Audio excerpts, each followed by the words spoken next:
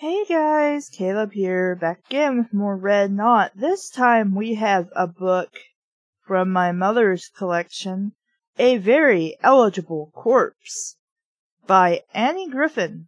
It is the first in a new mystery series, which by this point probably has several books that, have come out. Meet Hannah and Kiki, two sisters of a certain age, with a certain talent for detective work. So the cover, what cover?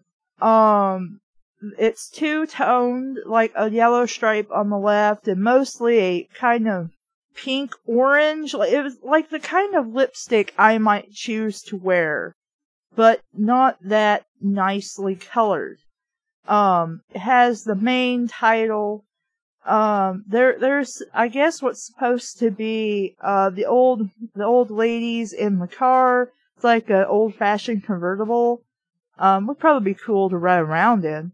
And then the only real image aside from the ladies in the car is like this very small painting, rectangle painting here on the left in the middle of the yellow stripe here. It's just of a guy's foot next to a bed of roses, and that's about it. It doesn't really tell me anything.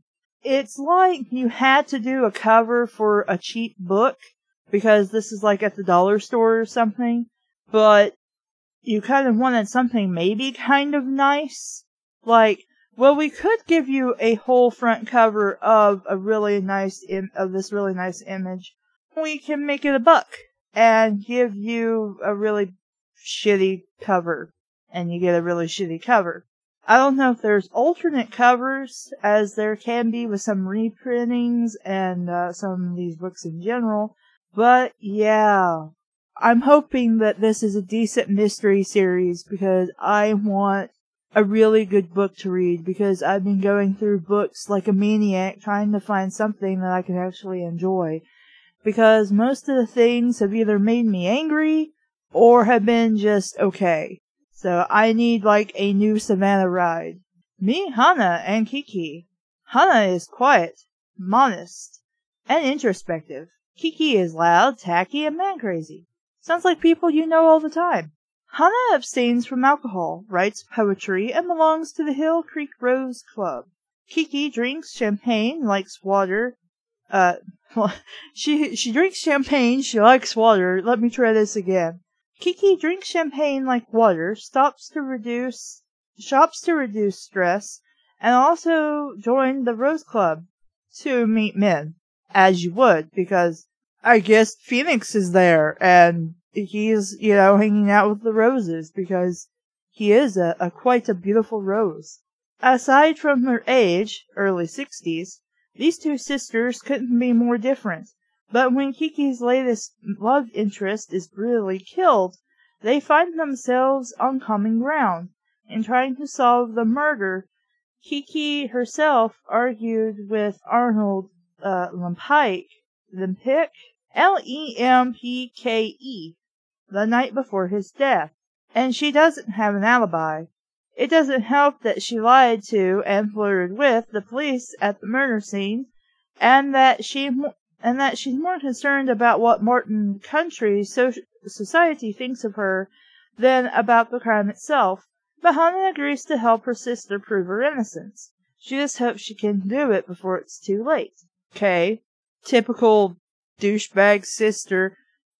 I don't care about him. He is an asshole. Oh, hot guy.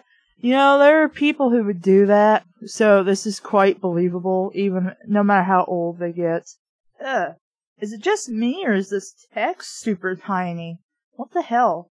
I think it looks so tiny because I've been doing nothing but reading Goosebumps, and that's a much larger font. Chapter 1. It is a rueful fact of life that our bodies age, that however youthful our hearts, our flesh succumbs to progression of time and gravity. But happily the brain doesn't always accept this. So while the full-length mirror before Kiki Goldstein revealed a woman of 60 with lines around her forehead and mouth, a slight sag to her jaw, a puffiness to the eyes, and a general shifting of everything outward and south, Kiki herself saw something quite different. Light entered her cornea, bounced again against her retinal cones. Messages of reality shot at light speed to her cranial cortex. But there, the wiring somehow got twisted, and the message woefully distorted. What Kiki saw in the mirror at that precise moment was a dewy-skinned vixen, a delicate yet sensual peach of a woman, inexplicably youthful, blissfully voluptuous, the type of woman that drives men into carnal fevers, into sex-crazed lust machines, craving a single touch of her molten flesh. Eyes squinted, lips pursed, and with a slow, languorous sweep of her plump fingers, she luxuriated in the reflected outline of her paleantous bosom. My vocabulary is not this varied or rich, so I'm going to have to guess at some words apparently, and hope for the best. Paleantous bosom. Her breasts were, next to her starburst diamond and synthetic emerald cocktail ring, her most prized possession, a gift from her long-departed second husband, Cecil. The yellow jumpsuit she wore, ironically the color of a yield sign, was at least 2 sizes too small, thus perfectly displaying the silicone wonders, the thick fabric straining almost audibly, shoving them together so they bulged upward like yeasty loaves. Oh my god, she's an old woman who thinks she's silky and hot, but she's just an ugly old woman. I'm like, wow, that's kind of dick, but at the same time, I can kind of like the humor of the book, but it is kind of dick. Most boutiques in upscale Hill Creek sold only shapeless fashions in trendy blacks, browns, and blues, the colors of bruises, and Kiki had dragged her 61-year-old sister, Hannah Molly, to 5 different stores before reaching this one. It was a small, chic establishment with maple floors, rose walls, and lots of track lighting. Its merchandise a mixture of high-priced elegance and funkiness typical of Hill Creek, California. Every space in the store was lined with garments, and Kiki discovered the yellow jumpsuit in a dusty box of former 50% off clothes destined for shipment to a discount retailer. But although the outfit had turned up the noses of the store's more elegant clientele, for Kiki it was manna from heaven, because I'd want to run around in a 2 sizes too small for me jumpsuit. 300-pound woman wearing that. Can you imagine? It'd be terrible. She pressed her hands against the back of her hips, giving her chest a Marilyn Monroe arch upward. "Do you think this works as cruise wear?" Kiki asked, in a voice ridiculously girlish for a woman of 60, its tone high-pitched and irrationally energetic. Sitting comfortably in an oversized velvet chair, absorbed in a liberal newspaper editorial she heartily disagreed with, Hannah peered over the top of round tortoiseshell reading glasses, eyeing her sister with constrained amusement. "Only if you're cruising for sailors," she replied dryly, "and then only if they've been out to sea one hell of a long time." Her nostrils flaring, her pride only slightly wounded, Kiki straightened her shoulders in defiance and patted her blonde hair, which had been bleached and poofed into a cotton candy tribute to cosmology. "You're just jealous." Apparently she became a jellyfish. She became jelly. "You're just jealous, Hannah. Pea green because I'm going to be on a fabulous cruise to, oh my goodness, Acapulco? Acapulco? I think I'm saying it right. On the arm of Arnold Lempic. Maybe. I don't know about his name. Kiki had won the cruise in the Hill Creek Rose Club raffle, a club Kiki and Hana had joined years before, though Kiki exhibited limited interest in roses. The primary interest for her was the club's social activities. Hana rolled her eyes, then returned them to the editorial, which was less distasteful than the subject of Arnold Lempic. Lempic? Maybe that's Lempeke. Lempke. Lempeke. That's correct. I'm lusting to be with a man who looks like Ross Parrott, only without the dashing good looks. Hana took a jelly bean from the bag in her lap, She took a jelly bean from her lap, popping it her mouth. Somebody forgot a word there, and letting the flavor explode upon her tongue. Watermelon. Delicious. Watermelon. Sucks ass. I'd rather have cherry or grape or something that isn't watermelon, lemon, or lime. Or licorice. Ugh. Kiki stomped one wedgie-shoed foot. Oh, go ahead and be snide. But even if you aren't jealous, the other girls at the Rose Club are. You should have seen Bertha's face when I told her Arnold was going on the cruise with me. Serves her right the way she goes on and on about how Samuel Stone drools after her. Samuel Stone is close to 90. He's not drooling after her. He's just drooling. Hannah said, her eyes remaining on the newspaper. Go ahead, make your jokes, but I'm going to be strolling the deck wearing this juicy little outfit. Arnie will be taking my picture. All the men will be noticing me. And do you know what question they'll be asking? Vixen or Volkswagen? Hannah muttered under her breath. The remark didn't reach Kiki, who was deep in her fantasy by now, her eyes fixed once again upon her image in the mirror. They'll be asking, is she single? Is she available? Kiki said breathily to her reflection, but I won't be. I'll be on the strong, manly arms of Arnold Lempic. I keep fucking up his name because I don't know how to say it. Hannah opened her mouth to mention that Lempic was a shrunken, brittle stick of a man, and that Kiki outweighed him by at least 20 pounds, but thought better of it. From the time they were children, she had found teasing Kiki excellent sport and basically harmless, since you couldn't pry away Kiki's self-delusions with a crowbar. Lauren, their 28-year-old niece, who stood to the right of the mirror, stifled a smile. The jumpsuit looks nice at Kiki, only isn't it a little low in the chest? Kiki twittered. There's no such thing, honey. At my age, a woman has to show a little cleavage. Hannah searched the newspaper for the New York Times crossword puzzle. What you must understand, Lauren, she said as she rifled the pages, and I think we're all mature enough to discuss these things openly, is that Kiki hasn't had sex in 3 years and is hoping to fornicate with Mr. Lempic. Okay, I'm sorry. I come from a very conservative household, so openly talking about these things with older relatives is not what you do. You don't ever say this, even if everybody in the room is thinking this. So it's kind of funny, a little uncomfortable, and very weird to read this being said to a much younger person about 2 older women. Lauren looked aghast at Hannah. Kiki exhaled loudly. You are so cruel, yes. You are so crude, she said. Pushing her glasses a little farther down her nose, Hannah looked over them. Excuse me, Lauren, for being vulgar. Let me put it another way. Your Aunt Kiki is hoping to be blasted by Mr.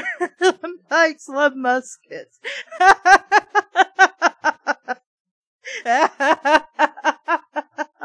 Lauren laughed, covering her mouth when she began involuntarily to snort. Kiki's lip twisted into a knot. There's nothing wrong with a woman strutting her stuff a little. Just to annoy her sister, she bent forward, shimmying her shoulders to maximize the fissure between her breasts.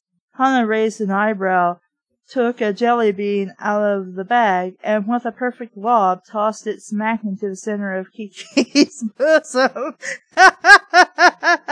Okay, I'm sorry. If I was doing this to be a dick to somebody, it would not go right in the center of their boobs. It just would not happen because I was trying. The cherry red missile disappearing as surely as if it had plunged into a canyon.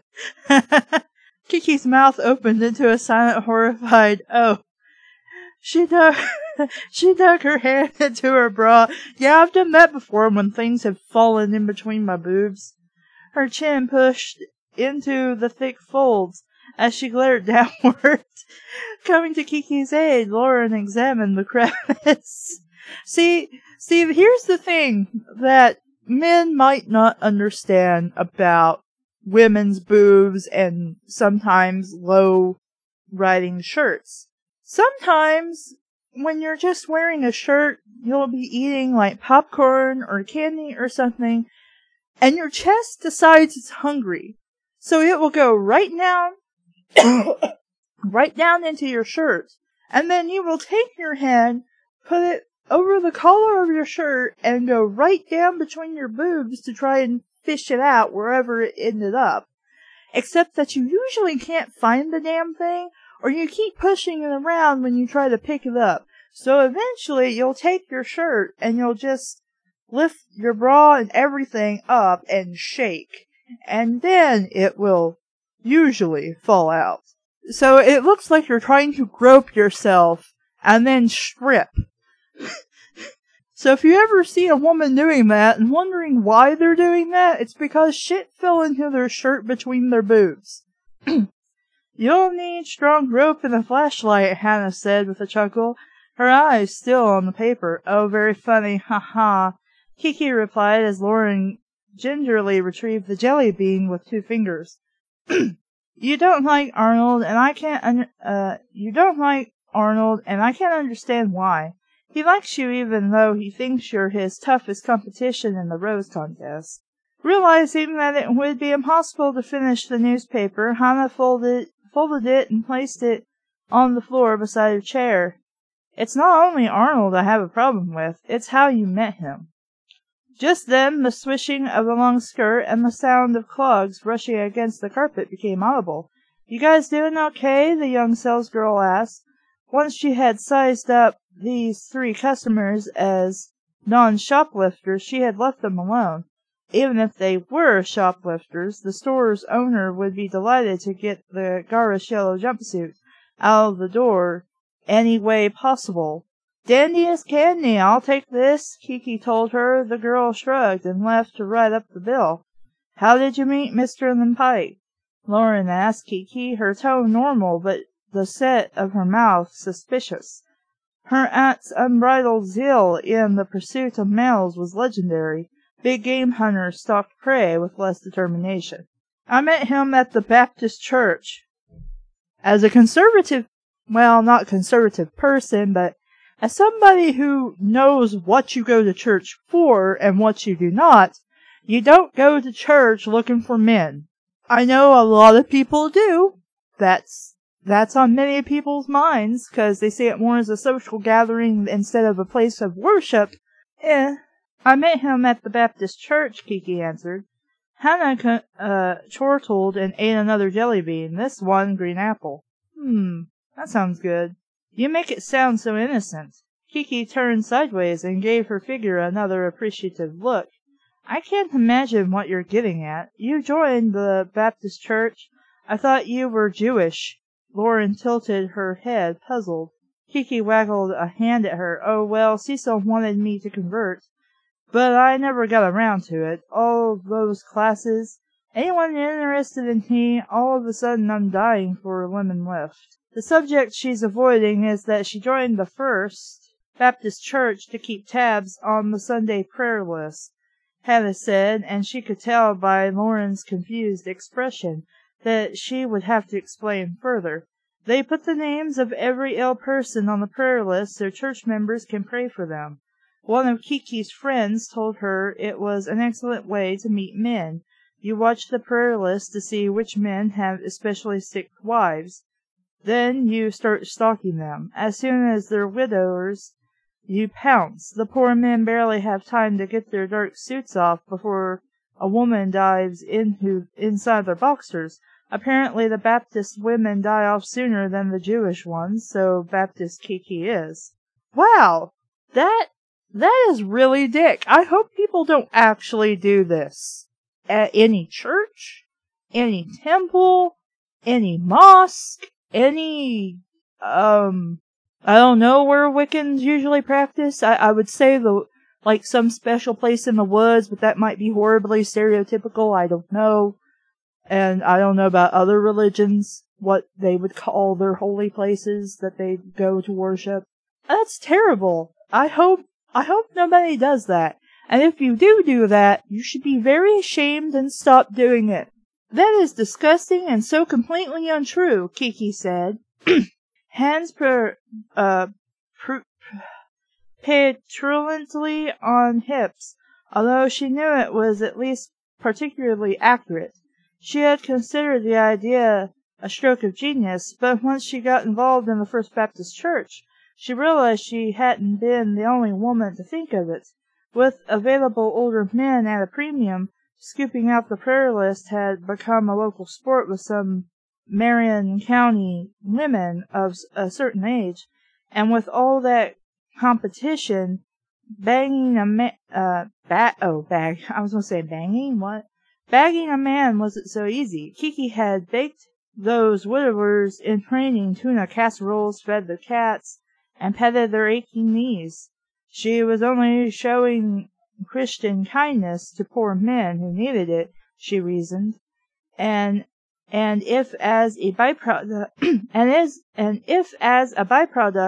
she happened to snag a prize like Arnold and Pike, who could fault her? No one except Hannah, who insisted that every single woman over 50 should consider herself fortunate to be free and self-sufficient. Kiki didn't share that view. Well, it depends on person to person. Me, at the moment, I'm just like, yeah, I'll probably never get a boyfriend, I'll probably never marry, probably never have kids, and that's kind of depressing, but I'm just like, it's probably best that way. I don't think I could really do kids, and I don't know, I'm more of a loner who likes to be alone, and I mean, even when I lived with my mother and my brother, I really did not associate with them for probably longer than 10 minutes a day. And you can't do that with a boyfriend or a husband.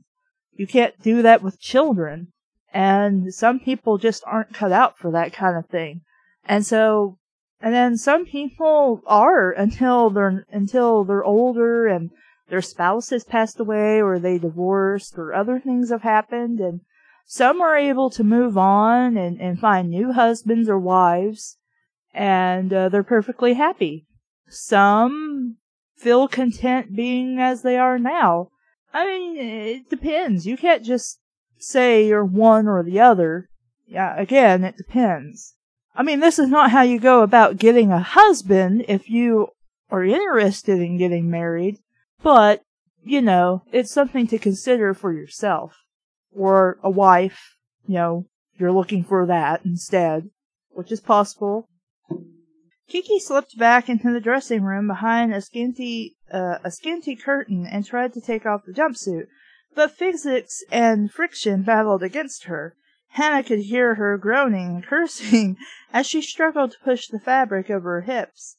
After more grunts wafted from the dressing room, Lauren went in to help. A few seconds later, she stuck out her head. "It won't budge," she announced. "Better let me help. This requires experience," Hannah said, standing up. She pushed aside the curtain. Kiki was in a comical state of disarray. The jumpsuit pulled down to her waist, exposing her purple wonder bra. Kiki owned them in 8 different colors. Help me, Hannah," she pleaded, using the same tone that had worked at the age of 5. After closing the curtain, Hannah took hold of the fabric clumped around her sister's middle. She had done this many times before, since Kiki had a habit of wedging herself into clothes, jeans, bathing suits, one time a silk jockey outfit, that were much too small. "Okay, suck in your gut," she ordered. In spite of her current predicament, Kiki managed to grow dignified. "I don't have a gut." "Then please inhale deeply and contract the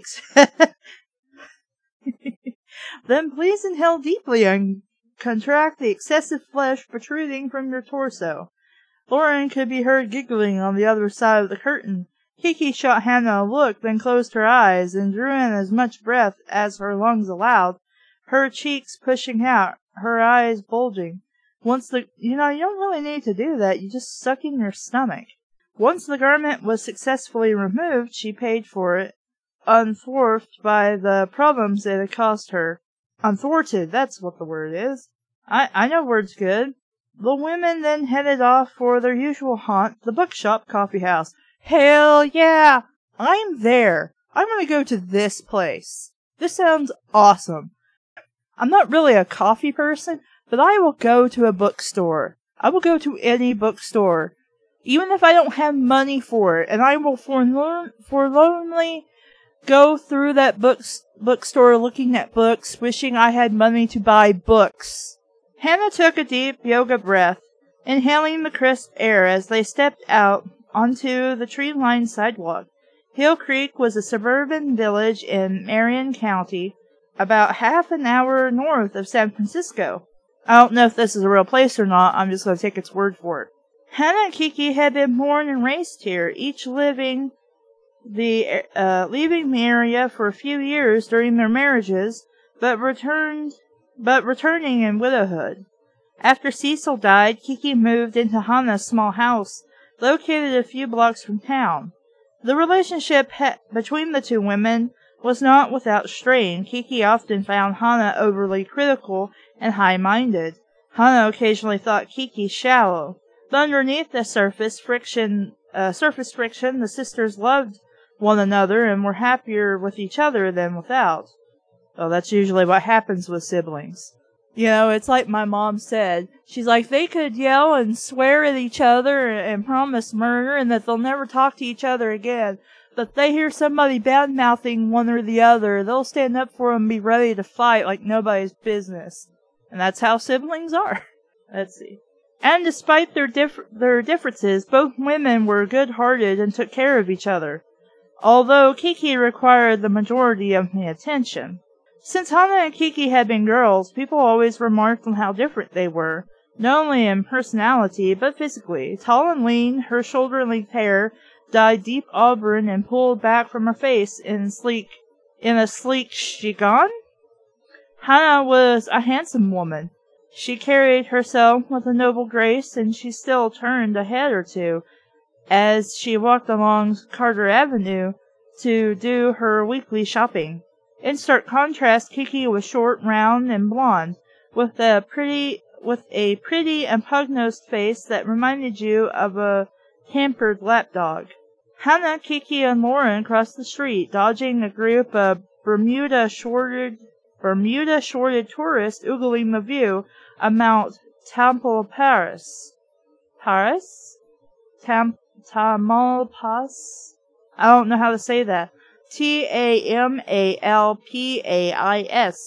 Marion County was known for its picturesque scenery and free-spirited population, and Hill Creek was in many ways its heart and soul, for the town represented both the light and dark qualities peculiar to the area.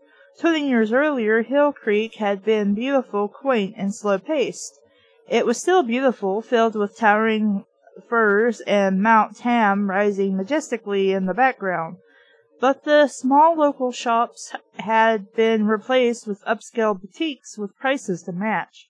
The streets were frequently knotted with traffic, the houses inhabited by stressed professionals who commuted in their BMWs to San Francisco and didn't mind paying $15 for a pound of coffee, or the exorbitant real estate prices. Regardless of these difficulties, the residents considered Hill Creek to be the best place to live in the world, and they had to be right, since so many people yearned to be part of its small population. The bookshop was one retail establishment that had stubbornly refused to give in to the lure of shining newness. The small pink tile-roofed building stood on the corner of Center Street. It housed a small bookstore and adjacent cafe. Its paint was dingy, the old stone floors weary and in need of sweeping. The book section held a relatively small selection of volumes the managers considered literary or otherwise relevant, although the occasional movie star's biography sneaked its way onto the shelves, and of course they carried People magazine, which stood on the rack next to the New York Review of Books. The three women nabbed a table by a tall arched window overlooking the town plaza, a paved area where local residents congregated. There in the plaza, well-to-do women compared plastic surgeons and fertility drugs.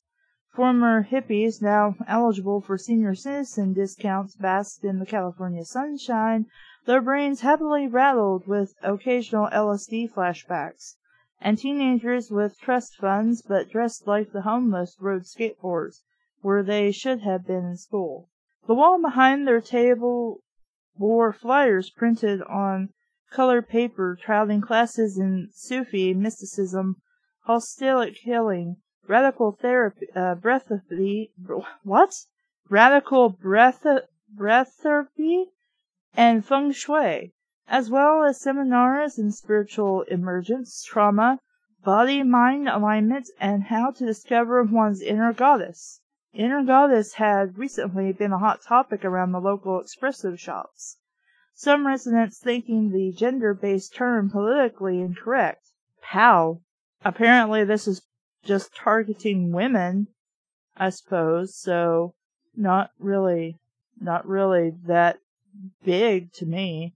It was quickly changed to inner goddess, but that jargon was a mouthful, especially after a couple of dry white wines, so it was shortened to just godology.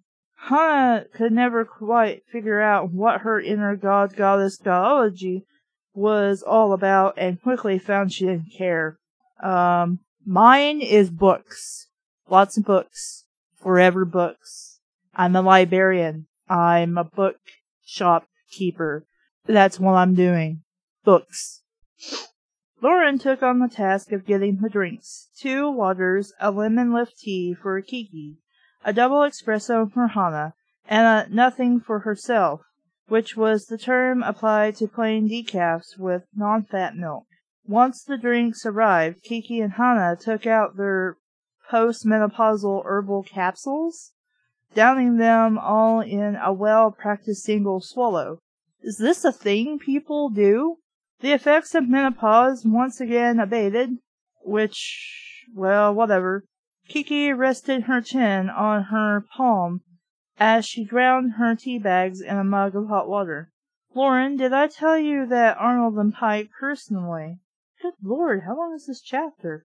Nursed his wife at home until she died. That man was by her side day and night. Or night and day, as the book would say. Kiki said, shaking her index finger for emphasis. Wouldn't let a nurse touch her. He was so devoted. She took a sip of her tea, making a face when it burned her tongue. That's so wonderful. I remember Mr. Pike from 10 years ago, Lauren said. You used to be friends with his daughter, didn't you? Hannah asked as she sipped an espresso as thick as bat's blood. That's a saying. I don't think I would apply that to what I was drinking, but I wouldn't be drinking espresso. I'd be having, like, hot chocolate or something. Yes, Lisa, I haven't seen her in years. Her father must have loved her mother an awful lot to take care of her like that. Lauren pushed her long down hair behind her ears, her eyes brimming with sympathy. She was a warm, loving puppy of a person, an emotional sponge soaking up whatever pain or joy was around her. It was her gift and her curse. What did his wife die from? Kiki leaned close. She had a stroke, I think, she said, her voice lowered.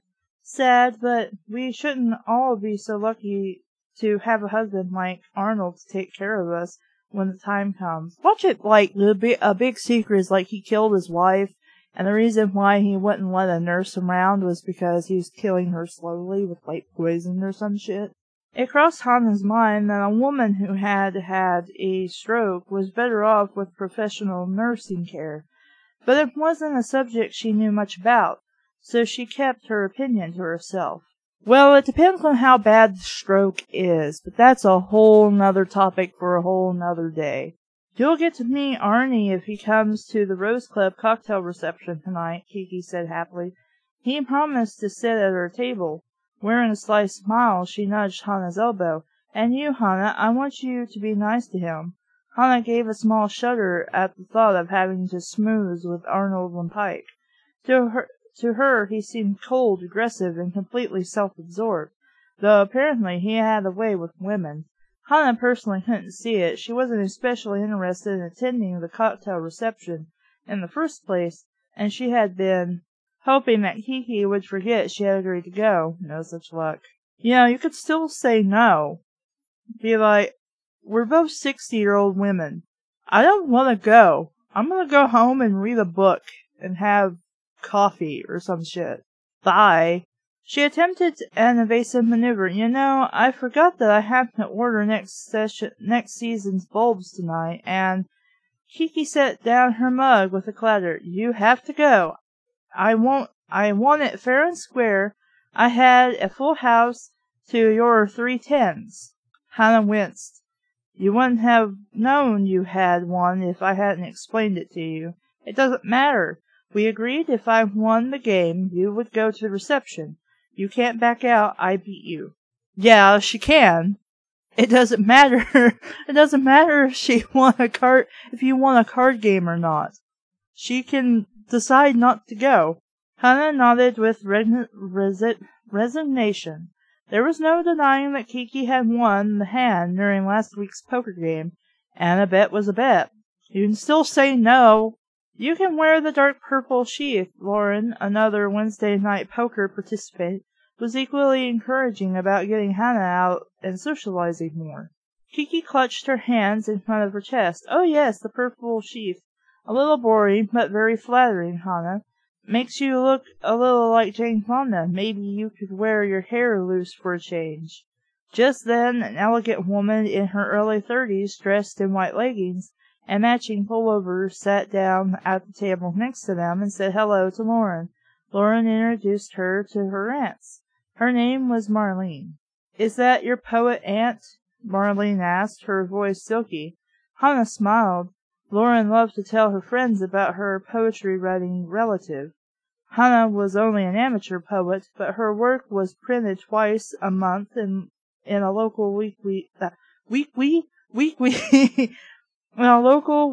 newspaper. It seemed to her that remarkably few people actually read the poems, which didn't bother her. The work won her an occasional free cup of coffee at the bookshop. I've always thought I've had poetry in me, something primal, Marlene said, putting a low, throaty emphasis on the last word. I have an hour free while my little Todd is in his African drum class, so I thought I'd have some Java and soak up the atmosphere. I think we're trying too hard. And how old is Todd? Hannah asked, trying to be friendly. She was truly appreciative when anyone showed interest in her poetry, too, Marlene answered. Hannah blinked, but then a 2-year-old in an African drum class was fairly average for Hill Creek. Hannah, Kiki, and Lauren returned their attention to each other so Marlene could soak up atmosphere. Back to the reception, Kiki said. There will be several eligible men there, if you know what I mean. Eligible for Medicare, Hannah replied. Kiki made a face. Age has nothing to do with anything. Men need women, women need men. Assuming people want to date, and why should you force your sister to find a boyfriend? If she doesn't fucking care, she doesn't care. You can shut right up. Women don't need anything except exercise and interesting work, Hannah told her. Kiki made a twiffle sound. There are some things women need, and you know what I'm talking about. Let's drop the subject. You've been hiding yourself away lately, Hannah, Kiki said. You need to go out with men. Why? Why should she do this? I don't see the reason why this should be a thing she has to do. But you never go out with them more than once. Once is enough, Hannah downed the last I've gone out with men, but you never go out with them more than once. Once is enough. Hannah downed the last gulp of coffee. Leaning forward, her elbows on the table, Kiki glanced around to make certain no one was listening. What was the point of getting that darn tattoo if no man's ever going to see it? She said, voice lowered. You should at least let us see it, Hannah, Lauren said eagerly. Both she and Kiki were dying to get a glimpse of the artistic results of Hannah's 2 trips the month before to a tattoo shop in San Francisco. She had been very open about having the tattoo done, but now refused to show it to anyone or even say where it was located, which made her sister that much more intent on seeing it. She had followed Hannah into the bathroom and demanded a viewing, but that had been futile. She had repeatedly cracked open Hannah's bedroom door to get a peek at Hannah as Hannah dressed for bed, but Hannah always managed to catch her. It was all very exasperating. I'll show you my tattoo when I'm good and ready, and I'm currently not, Hannah said. Do we have time for me to have another coffee? Forget coffee, Kiki said with frustration. I just don't believe any woman gets a tattoo unless deep down she wants a man to see it. Women get tattoos because they want to get tattoos. Men get tattoos because men get tattoos. They can, but they don't always get tattoos for other people to see it. Well, you're wrong, Hannah told her. Kiki eyed her sister with a stern expression. The problem with you is that you never give men a chance. Hannah rolled her eyes.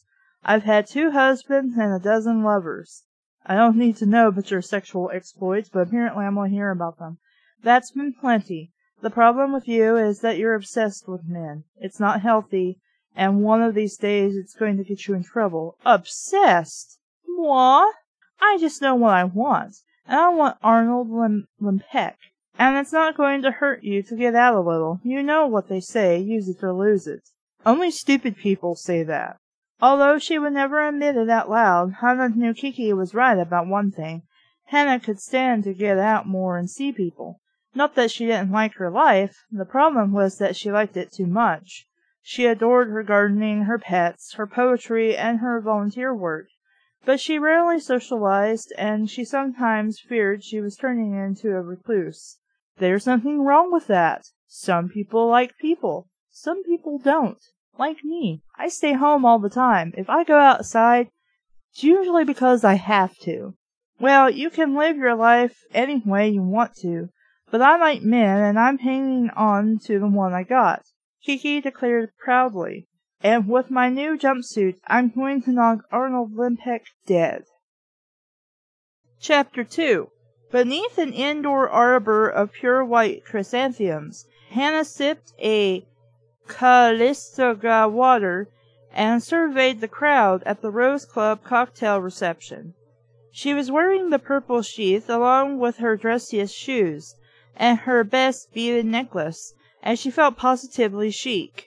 Although her hair was in its usual chignon, I don't know what kind of style that is, she had adorned it with a single lavender iris, which completed her outfit to perfection. Kiki had tried her best to talk her into wearing a pair of black pantyhose, but that's where Hannah drew the line. What's wrong with pantyhose? When she retired from her job as an executive secretary several years ago, she had vowed solemnly to never wear pantyhose again.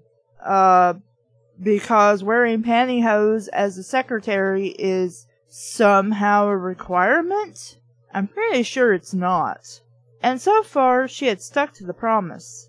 It was fun to be dressed up and at a party, Hannah realized as she watched the club members milling about the ballroom, some huddled by the table of appetizers, others chatting in small groups or sitting at tables.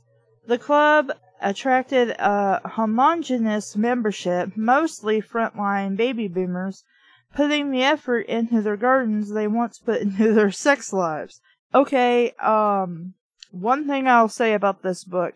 Okay, I understand that these ladies are 60s, and probably most of the people they associate with are in their 60s hereabout, but why do I have to constantly be reminded that they have dwindling sexual activity or sex at all.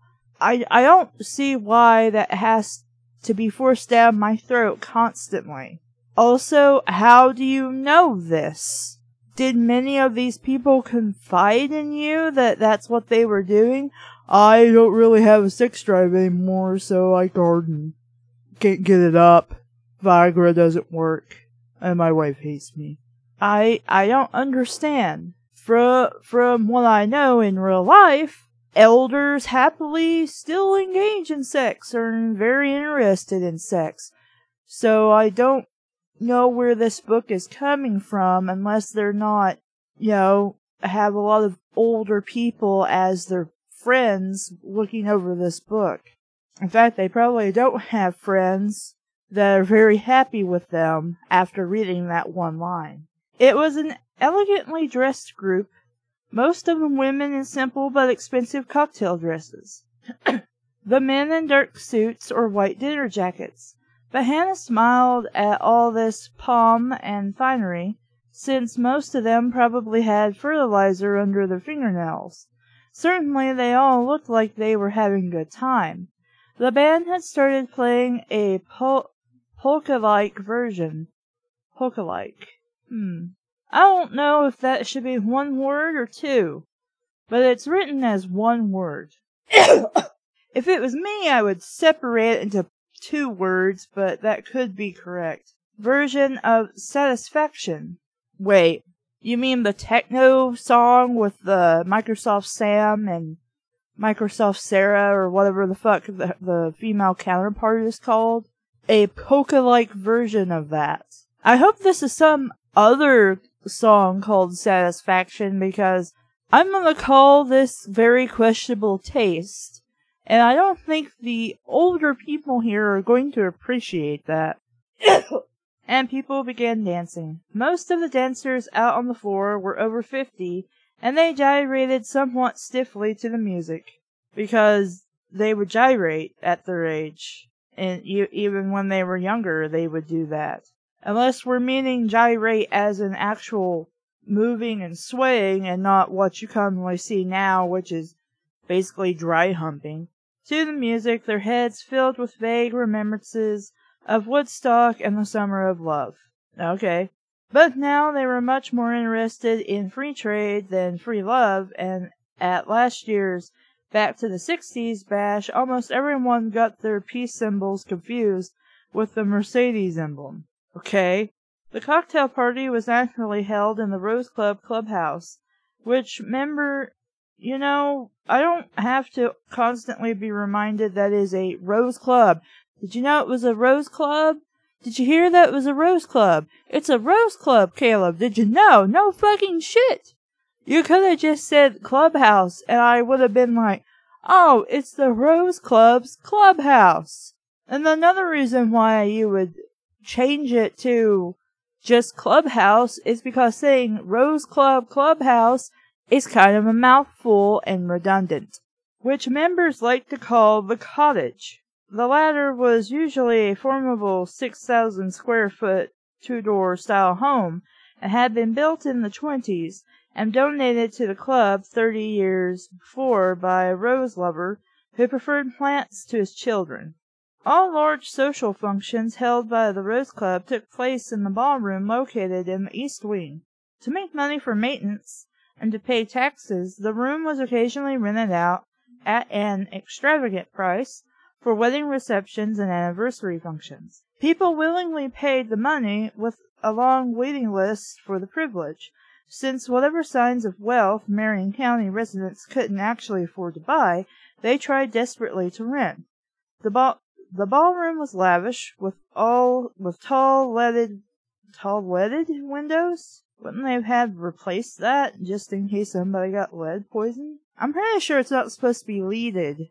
I've never heard of leaded windows. A grand piano at one end, a herringbone wood floor, and massive crystal chandeliers that twinkled and glistened in sun or candlelight. While standing in the corner of this opulence, Hannah watched the dancers easily pick out 5 married pairs who were recombinations from previous Rose Club couples, and 2 of whom were on their third go-round.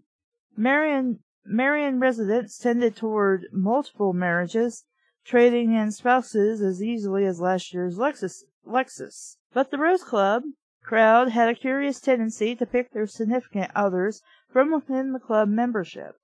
It wasn't surprising when you considered it, Hannah thought, since gardeners tend to have similar natures. I'm sure. She found the best gardeners to be nurturing, agreeable people, and it seemed natural for them to marry. I think we're assuming a lot, but okay. And the resulting offspring knew how to mulch well and spray properly for black spot. I'm guessing that's a kind of fungus or something. Also, what if your children don't like gardening? That's always a possibility. The club had an impressive junior gardening group that had planted Russian sage in, okay, let's try to pronounce this, Iantana along the Hill Creek medians, making the drive through town spectacular in spring and summer. A tuxedoed waiter came by with a tray of ice-cold champagne, offering a glass to Hannah, which she refused with a smile. She then turned her attention to the ballroom itself and admired the decorations. The decorations committee had outdone themselves, and the room was festooned with hundreds of fresh flowers, roses, lilies, and chrysanthemums, not only in arrangement on the tables, but woven onto trellises standing on opposite sides of the dance floor, with hundreds more tied onto garlands that draped outward from the center of the ceiling. Hannah didn't cut many flowers from her own garden, preferring to see them in the ground, but she had to admit the cut flowers in such profusion were lovely. Seeing the crowd of old friends, she felt wonderfully contented, the evening having gone better than she had expected. As soon as they arrived, Kiki had raced off in search of Arnold Lempeck, because I need to keep using his full name, so Hannah had been free to do as she liked. She hadn't attended one of the club's formal functions in several years, and everyone seemed so glad to see her. She had chatted with several friends she hadn't seen in ages. One of them had invited her to work in the learning garden at the local elementary school, and Hannah surprised herself at how quickly she accepted. There was no denying that in spite of her earlier reticence, she was enjoying the party immensely. The lighting was dimmed to that point where everybody's looks were remarkably improved. Wow, you're kind of a dick. The food was good, the music passable, and she had gotten into several absorbing conversations, which is one we're not in right now, especially the one with a woman regarding the use of oil sprays on spider mites. For anybody who does garden, I'm sure these tips are, interesting. I mean, I don't know if they're 100% legit or whatever, but hey, you can use them, I guess. Hannah heard a familiar bangling of bracelets, and then felt a hand on the shoulder. Oh, Hannah, don't stand here by yourself, Kiki said. She was wearing a beige and gold chiffon cocktail dress, belted at the waist, reminding Hannah of the Oscar Mayer wiener cinched, that's what that word is, cinched, in the middle, although she would never tell that to Kiki. The dress was frothily unfashionable, something Doris Day would have donned in the late 50s for a frisky scene with Rock Hudson. And to complete the effect, Kiki's bottle blonde hair was teased and sprayed to the point where it no longer seemed attached to her scalp, but seemed more like a parachute in full flight, dropping her skull to safety.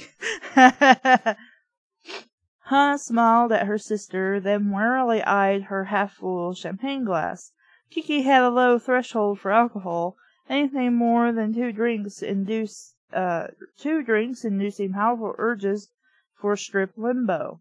Go enjoy yourself. I'm perfectly content people watching, Hannah said. But you can't be. No, I won't let you stand here by yourself.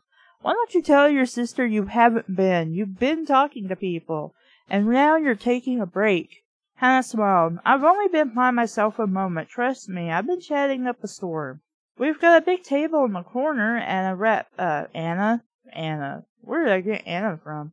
Kiki wrapped her arm around Hannah's waist and whispered in her ear, "Arnold's here, and he's sitting right next to me." Not waiting for arguments, she grabbed Hannah's hand and dragged her through the dancers, wiggling eyes closed, to a Lawrence Welkish rendition of White Rabbit.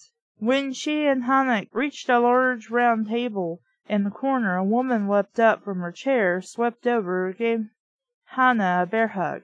"Hannah, I knew you would be here tonight. I saw it with my inner eye," said Naomi, their next-door neighbor. Her largish figure was draped in a long-flowing red chiffon with ribbons dangling from the neck and sleeves. No, I think I said that right. I could be wrong. Caftan. I need to expand my vocabulary. Her hair piled on top of her head and held in place with wooden picks that had little silk flags dangling from the ends. The effect was at first startling, then quite gay as the flags bobbed with every movement of her head. In case you don't know, the word gay used to mean happy. You know, it used to be a positive word. Not that it is a negative word, even in today's usage of it, but clearly there is a much different usage of the word gay now than there was back when it was regularly used to mean good or joy or happy. It's the same reason why we don't use queer anymore to refer to as something being weird, because it has a totally different connotation now than it did, back then. It seems weird that she would use such an old term here, even if you grew up in an era where you would use, say, a word like gay or queer to mean their original meanings. You wouldn't do so today, because the usage of language changes, and you, without thinking about it, naturally go with the flow. There are things I say when I was a child that I don't say now, and then there are some things that have stuck with me since I was a child. Like, I say dude and like a lot. I say cool. And that's really about what I can think of what my vocabulary consists of from the 90s and possibly 80s. So I don't know why we're using archaic speech. I mean, it's not super old, but it's weird. It's just kind of like, okay, I can see where you're going with this, but if you're not aware of what these words originally meant, you're going to be lost, and it's going to come up like, then quite gay. And then you're like, so it was quite like a gay person? These are outdated ways to use these words. And it's off-putting and strange. Not wrong to do it, but we're talking about a book that, was published in 2001? 1998, so yeah. And I'm not 100% sure, but I don't think in the 50s or 60s they used gay as a positive thing anymore. I could be wrong, but I don't think they did. "You are a vision. Purple is your color. Perfectly complements your aura," Naomi exclaimed, then leaned her face close to Hannah's ear. "I have to talk to you about the festival next week. Ginger has me down for duty at the dunking booth, and you know my back. I just can't handle the standing, and I was wondering if you'd be a dear and trade with me." Hannah suspected that Naomi's back was perfectly fine, and that what she couldn't handle was the fact that dunking booth duty was the least favored of all events at the annual Rose Club Festival.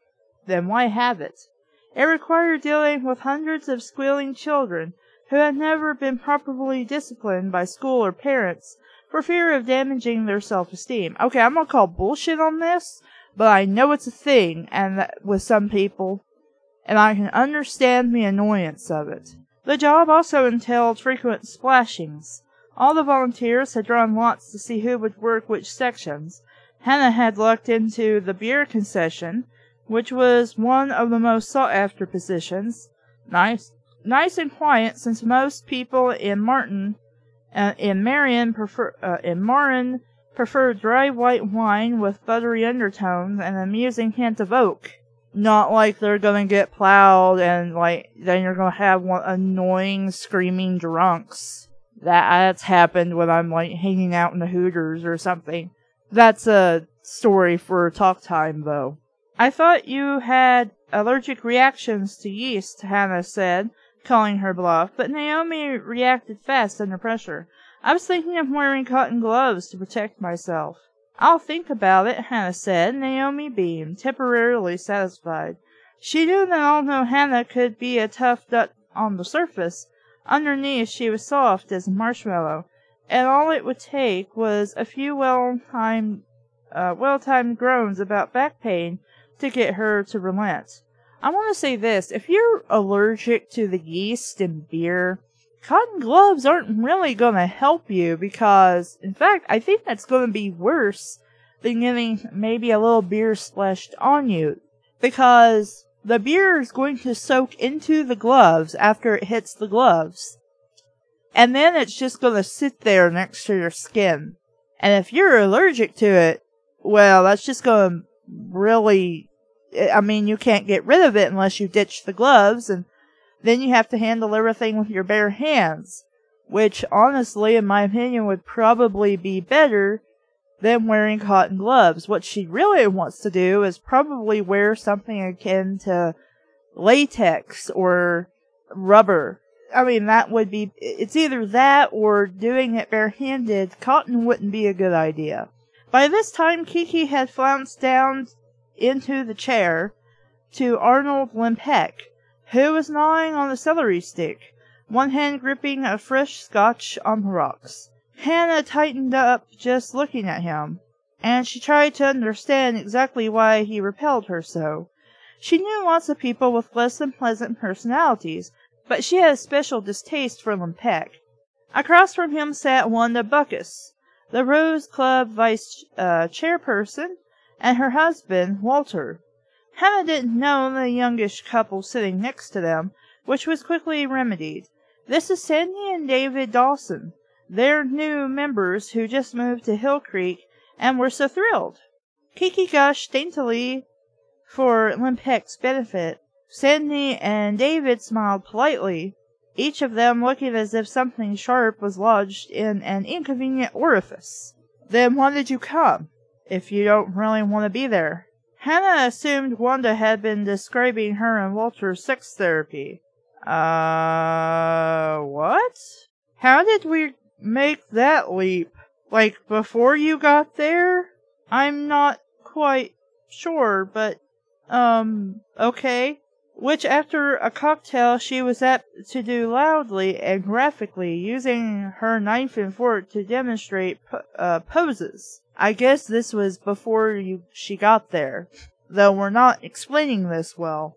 Kiki leaned towards Limpeck. It's always nice meeting new people, isn't it, Arnold? When I think of all the new people we'll meet on our cruise. Are you not going to finish the thought? Why is there a period there? I assume you're going to finish the thought.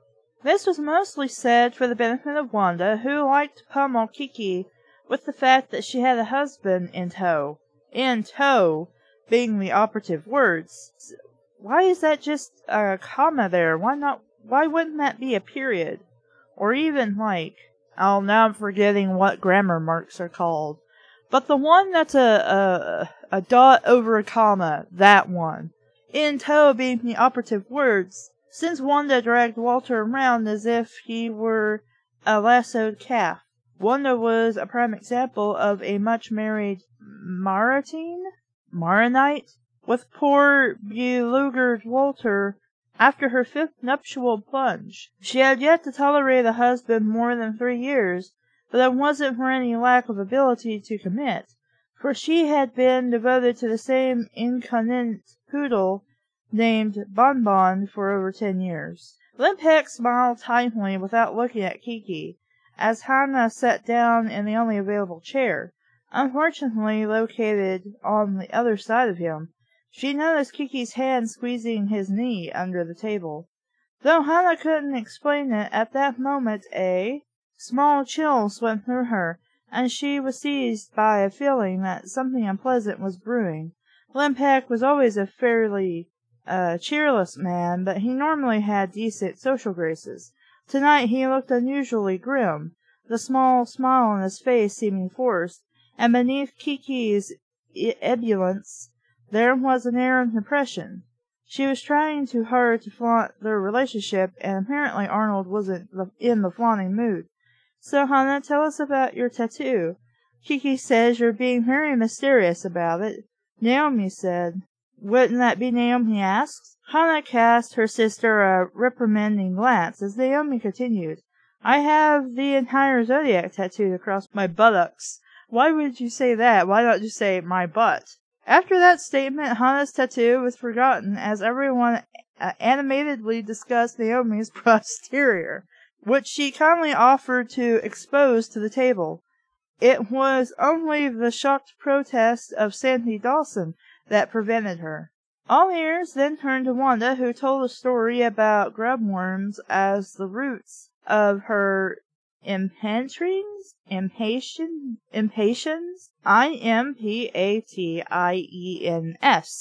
Everyone, including Hannah, listened intently since garden pests was on everyone's list of favorite topics. It was during Wanda's story that out of the corner of her eye, Hannah saw Klebkatt, apparently thinking everyone enraptured with grubworms, take a handful of cheese balls from the plate in front of him, wrap them in a cloth napkin, and stick them in his coat pocket. It amazed her that the man would steal cocktail appetizers when everybody knew he was rolling in money. Well, he's probably not. But then she remembered that his wife had died in the past year. Maybe the poor man wasn't getting enough decent food at home. She made a mental note to tell Kiki to make him some casseroles he could freeze. Well, that would be helpful. The cheese balls successfully pilfered, though I don't know how you could really steal appetizers. Klebkatt turned to her. "I have suspicions about some downy mildew on my new hybrid," he said, his tone serious. "I'd like you to come over tomorrow morning and have a look."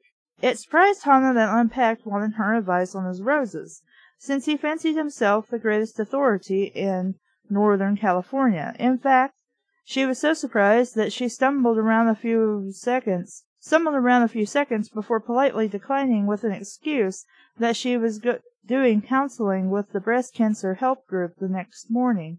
This wasn't perfectly true, but she immediately planned to make it so by calling the center in the morning and offering to work extra hours. To be honest, she was interested in inspecting Klebkatt's downy mildew.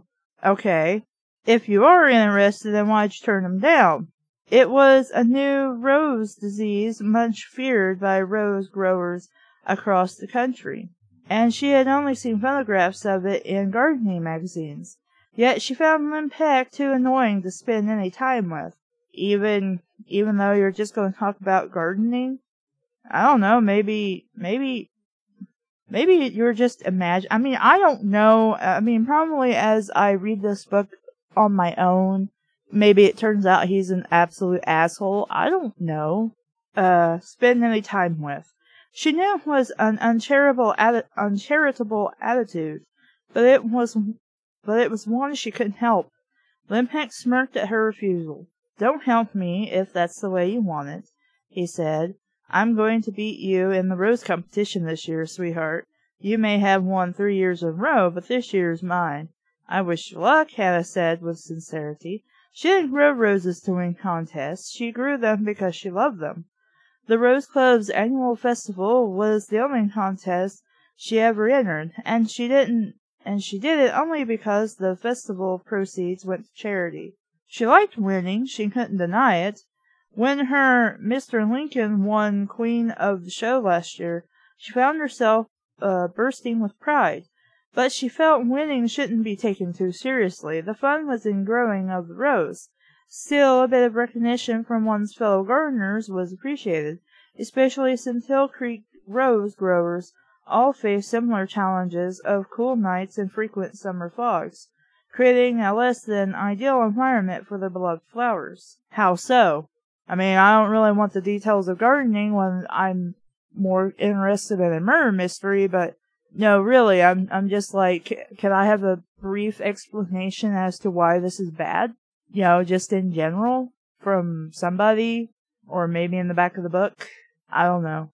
The band began to play an old Beatles tune. More people moved toward the dance floor, but everyone at Hannah's table stayed put. You want to dance, Arnie? Kiki asked, loud enough so everyone could hear. Good practice for the cruise. No, he answered with a snort.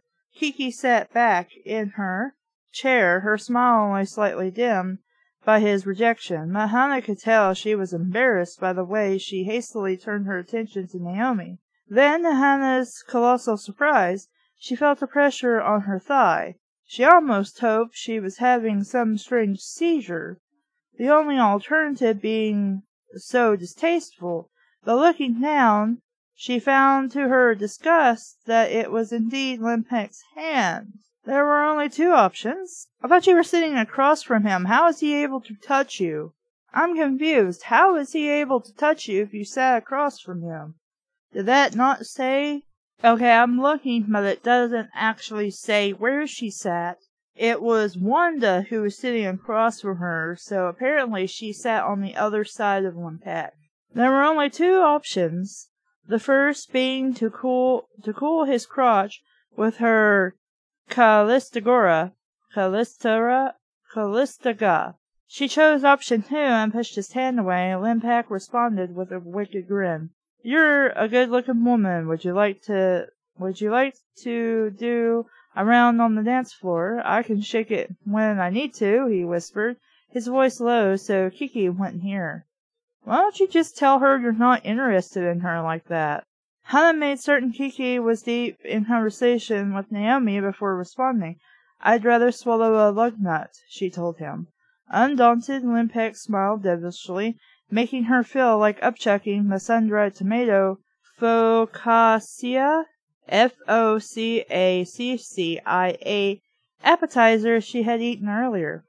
Luckily, the awkward moment was broken by the sound of Wanda's voice breaking through the music with buzzsaw clarity. Naomi, darling, you must tell Sandy and David about your channeling. I filled them in on your psychic abilities, but how much help your red moon has been to Walter and me. I don't even know what the fuck we're talking about now, and I like astrology. Wanda said enthusiastically. Okay. Speaking as usual for both herself and her husband, Walter never seemed to mind since his lips were usually wrapped around a cocktail glass. A happy marriage, I'm sure. In addition to their sex therapy, Wanda and Walter frequently saw Naomi for psychic readings. We're not really sure what channeling is, Sandy said stiffly, touching the collar of her prim navy suit. Hannah smiled. That's because you're new to Marin County. We're from Cleveland, David answered, a reply that explained their ignorance of New Age practices. It doesn't matter if you're in whatever the fuck, California, or Cleveland, or Tennessee, or wherever. If you are into New Age shit, you are into New Age shit. It does not matter the where or the how. You will be into New Age shit. And there will be a New Age place for you to go to do your New Age shit. And there are still, like, Wiccans and Muslims and whatever the hell have you, on top of psychics who will do tarot readings, aura channelings, or face readings, or whatever. It's not that unheard of. It wouldn't be weird for them to be like, oh, we're from Cleveland, but we've always been into this New Age hippie shit. This is stupid to assume just because they are from some bumfuck somewhere that they don't know what New Age crap is. That's like me saying I don't know what an atheist is because I live in Tennessee. Everybody in Marin knew all about channeling. Probably not, but they might have at least heard of it. Although psychic powers and spiritual transformation had for ages been part of the Northern California culture, in the past few years there had been a renaissance of interest. As the baby boomers aged, they realized that their BMWs and Waterview condos hadn't provided quite the inner satisfaction they had hoped for, so they began seeking spiritual guidance. Well, probably some of them, not all of them. Hey, I just talked about atheists, so... And there was plenty of spiritual guidance available in California, in all price ranges. Although with the way the stock market was going, cults where members gave up their worldly goods to gurus was strictly passé. If you don't know what that word means, look it up, because I can't remember. I think that means poor taste. I'm not sure. Naomi sat at attention, loving to talk shop. I'm a vessel for a spirit from another world, an ancient Hopi snake shaman named Red Moon. He speaks through me. I'm sure he does. David and Sandy looked confused, as they should be. He takes her body, Wanda chimed in.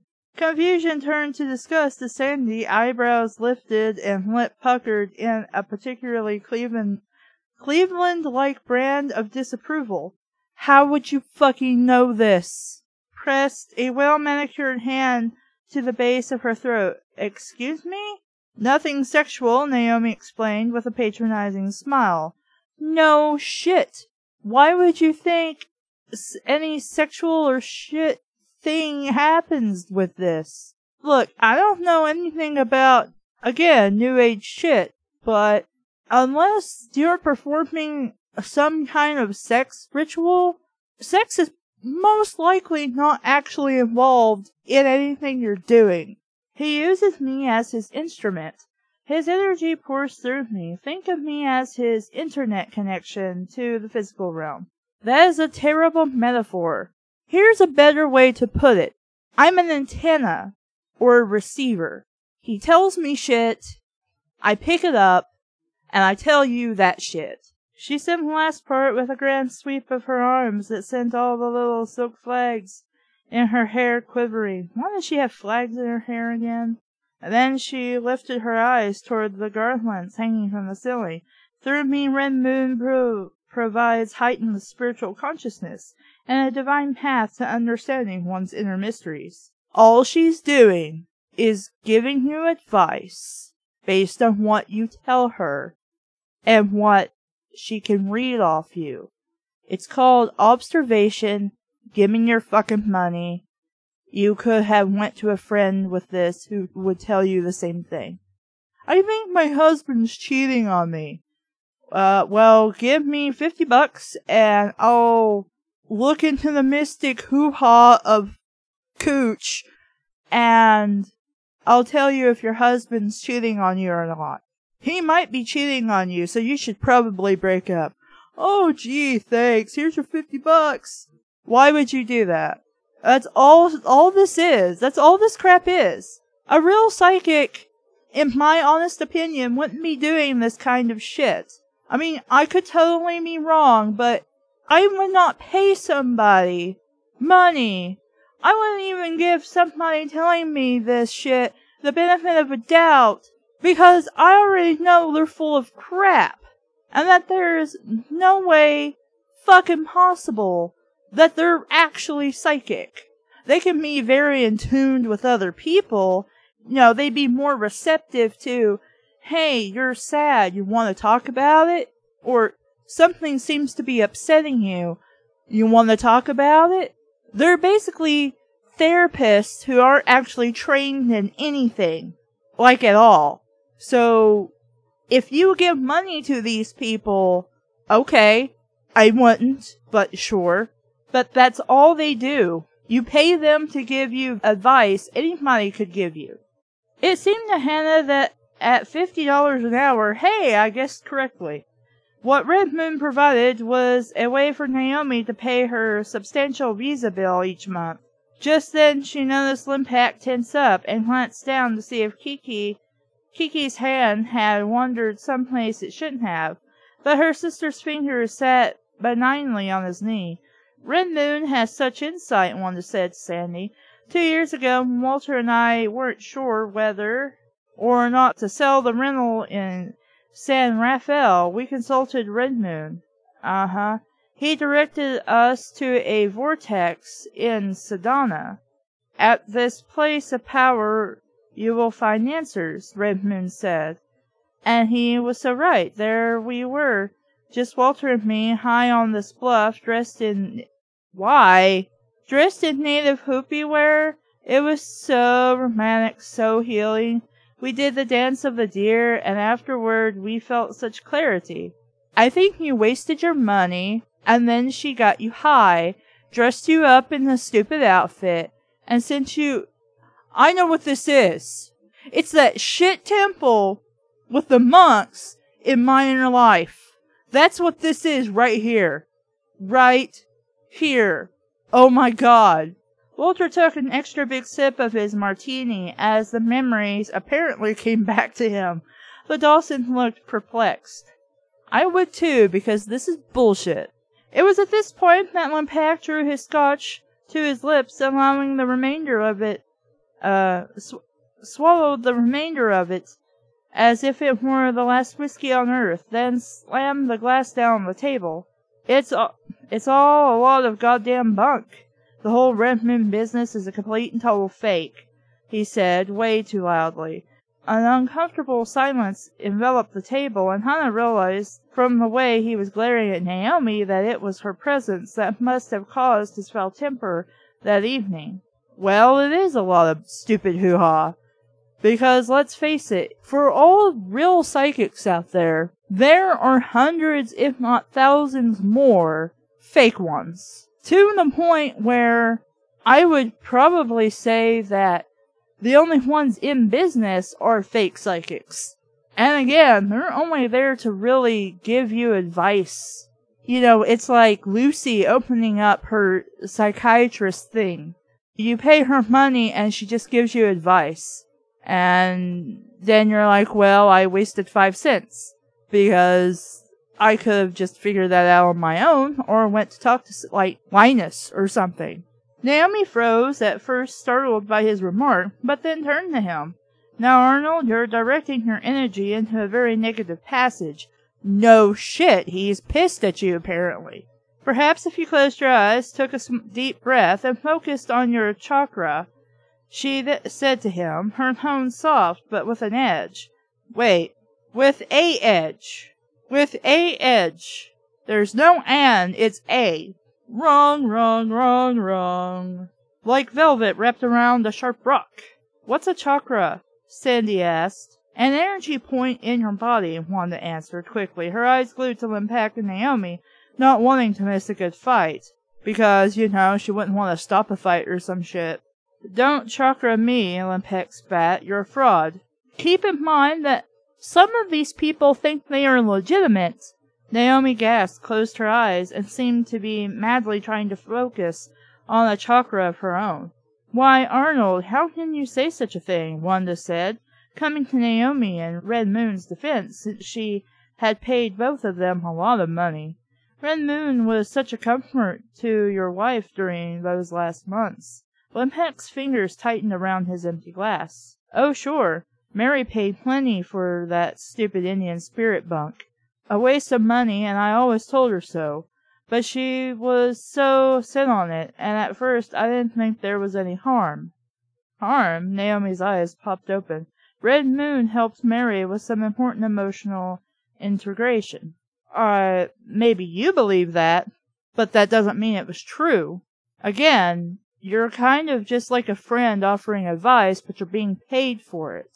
And honestly, if you are truly a spiritual person and you're charging a dying woman money for this magic shit, then I'm gonna call you a fraud and that you are very much corrupt and wrong and get your ass out of my home. Now, I don't know all the details of everything going on in this book right now, but that is my legitimate feelings about such a thing.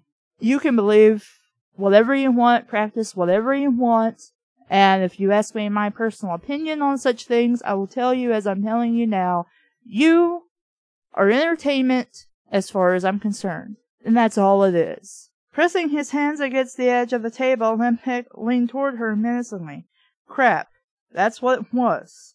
Pure, unadulterated crapola. All that stuff about hyacinths blooming in the garden, even though we never planted any. Supposed to be a sign of long life or whatever. Well, they never came out of the ground, did they? It just gave my poor Mary hope where there wasn't any. Well, sometimes that's what you do. I mean, they are called white lies, but I can understand being promised all this shit and knowing it's shit, but having to fork over the money anyway, when, again, you could have done that without giving up that money. But there's nothing wrong with giving somebody a bit of hope for things to get better, even if they won't, I think. I mean, if she wanted to do that, okay, that's fine. I guess I still wouldn't have liked paying for it, but if she believed it, then I don't see anything he did wrong by allowing it to occur. I also don't see anything wrong with him saying outright front that, look, you're full of shit and you're charging for it, and nobody should go to you because you're full of shit. Because he's a customer, and he has a right to tell potential customers what he thinks of her. I think there's a much better way to do it than this, but everybody's been drinking a bit. So, there's never been hyacinths in my garden, and there never will be. The damn bulbs are too much trouble. Hannah looked at Naomi. If her poor friend was concentrating on any chakra, it could only have been one of Limpeck's, and she felt certain Naomi was imagining putting a knife through it. Hannah reached over and placed a reassuring hand on Naomi's arm, but aimed her attention at Arnold. You're entitled to your opinion, Arnold, but you're not entitled to being hostile and obnoxious. I agree with this. She told him in a quiet but firm voice. Kiki's eyes grew large. His face screwed itself up. I think a Rosarian as astute as yourself would have a little more sense. If you're being a dick, I'm going to tell you you're being a dick. I fully agree with you, this is bullshit. But there's no reason to offend her. Really, there are better ways to talk about this. He replied, then turned to the astounded Dawsons. You'll find Hill Creek in particular, and Marion County in general, filled with New Age flakes and losers. They'll take your kids and brainwash them, wreck their lives. I somehow doubt this a lot, but again, everybody's been drinking. Sandy and David exchanged worried glances. What do you mean? Sandy asked. Example 1. People pretending that dead Indians can talk through them, he said, jabbing his finger against the table. Example 2. My only daughter joined a crazy church called the Church of Revelations, full of people talking weird things, doing weird things. It's not normal. So you already have a slant against mysticism because you didn't agree with this Church of Revelations. And again, this guy is drunk, so he's just going to be drunkenly ranting, but this guy clearly has a bias. And he could be 100% right in his bias, but he should not let that influence him to the point of where he insults somebody else. Because again, even though it's full of bullshit, these people think they are psychic. I'm sure there are legitimate people out there who really can do some of these things and help you out in that regard if you so need it. But there are also normal people who are just able to pick up on feelings or moods, or in reality, if you have a problem, just pull your best friend to the side or something and just talk about it. Because honestly, you don't need to pay somebody money to fix your problem when your problem is just really something you either don't want to deal with or just have to talk through in order to figure it out on your own what the solution is. And granted, I don't know much about cults, but some cults are not bad. Some cults are very bad. Some cults are very dangerous. But some are very peaceful, zen kind of things. But they might have weird beliefs. I don't know, I haven't really studied cults, but there are just as many peaceful cults as there are hostile ones. Not all of them are a Jamestown, thank God, but just because they have weird, quote-unquote, beliefs doesn't mean that they're wrong or they're bad necessarily. I mean, really, you have to look strictly at the doctrine they're teaching and how the leaders of such cults are living their lives compared to their followers. Because if there's a stark contrast, a stark difference between how the leaders live compared to what they teach the followers to live like, that's a bad cult. That's a bad anything. A lot. And if they're teaching hate or some shit, that's a bad cult. That's a bad anything. Klebkatt paused, his eyes fixed upon the tabletop. There's something wrong going on at that church, and I'm going to prove it, he muttered. He raised his drink to his lips, scowling when he realized he had already finished it. He put the glass back on the table, then turned to Kiki. I can't go on that damn cruise. I want you to stop bothering me about it. I've got work to do exposing that church. There was a stupefied pause in the conversation. It was Walter who broke the silence. I think old Arnold may have some blocked feelings from unresolved birth trauma. What? He just said what his problem was. His kid got sucked into a cult that he is convinced is bullshit and bad. And he's working to stop it. On top of the fact, he is clearly very fucking drunk. Also, I was not aware that this book would be about possibly fighting against a cult. That was kind of out of left field. He commented with a drunken giggle. Speaking for the first time that evening, could need a colonic cleansing. His wife grabbed his martini out of his hand. Kiki's widened, tortured eyes followed Arnold as he stood up, pushing his chair back hastily. I need another drink, this time one with some decent scotch in it. With that, he stomped off. This said she had a fight with him, but apparently he just told her off and left. Dropping a bucket of excrement on the table wouldn't have disturbed everyone any more than Klebkatt's nastiness. He's fucking drunk, that's clear. So yeah, he's going to have problems. Apparently he's got some pretty deep problems. Maybe it's one of those kinds of cults. I would not... Could you imagine, if your kid got sucked into Westboro Baptist Church? I would have definite problems with that. The Dawsons looked dumbfounded. Naomi turned red with fury, and poor Kiki fought back tears. While Wanda's mouth hung open, Walter used the opportunity to slide his martini back in front of him. Kiki jumped up from the table, spilling her champagne, and ran toward the ladies' room. Her high-heeled mules? Is that a type of shoe? A brand, maybe? Slapping the floor as the band switched to a merry rumba. After exchanging an anxious look, Hannah and Naomi both followed. The ladies' room was thankfully unoccupied, and the women congregated by the vanity.